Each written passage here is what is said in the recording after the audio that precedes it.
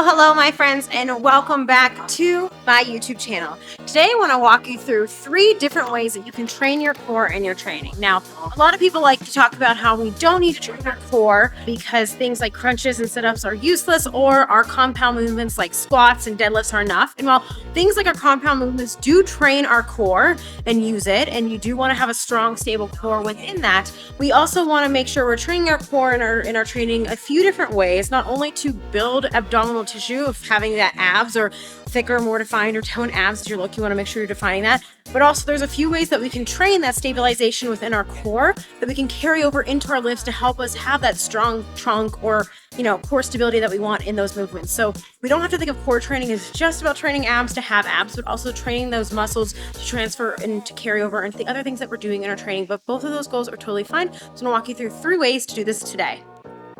So the first thing that we can do when we are training our core in our training is going to be your classic bending, your crunching, and or any sort of bending at the abdomen. So these are going to things like your classic sit-up, your classic crunch, your cable pull-downs, which are great for adding resistance to that, or anything that's bending at the abdomen. So great examples here is I'm going to grab an ab mat real quick.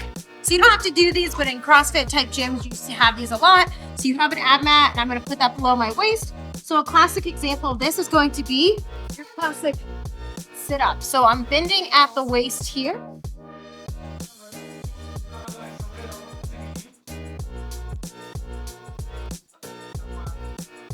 Or your classic things, such as your Russian twist.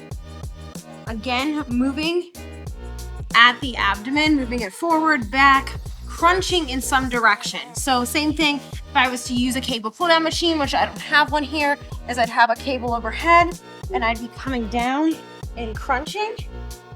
So again, first one is going to be anything that is bending your abdomen at the waist. Number 2, the next one is going to be something that is just going to be isometrically holding your waist, or you're going to be holding your waist and abdomen in the same position, or fighting against resistance within that. So this is going to be a great example here. Is going to be your just basic things like a plank, very classic core movement where you're maintaining that core stability. You're not trying to go up or down during it. You're not moving around. You're just maintaining that same position the entire time.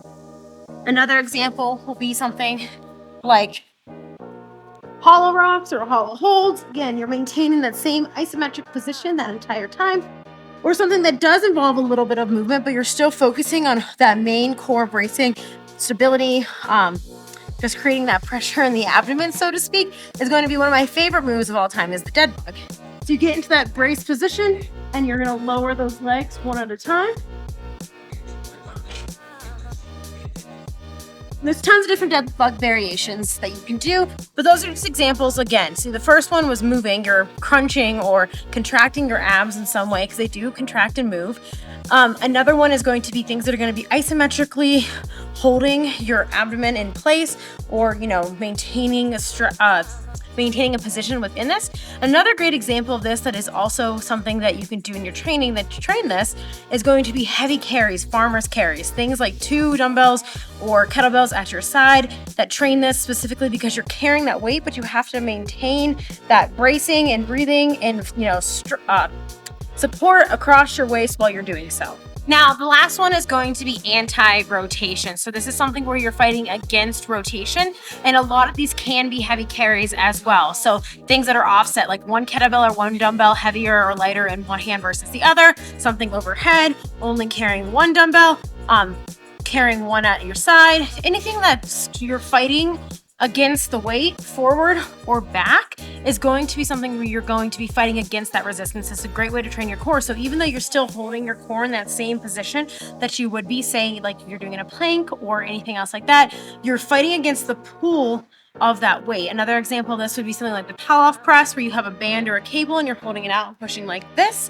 Those are all great examples of where you're trying to resist force on your core. Now, with all of these that I'm giving today, these are not non-exhaustive. There's tons of ways to train your core, not limited to just this video, but I wanted to give you guys 3 ways to think about how you're training your core and your training. So when you're programming for yourself or doing your own things, and those can be utilized in that. If you are not comfortable doing this in your own training or programming, we would love to have you in the list method where we do this for you.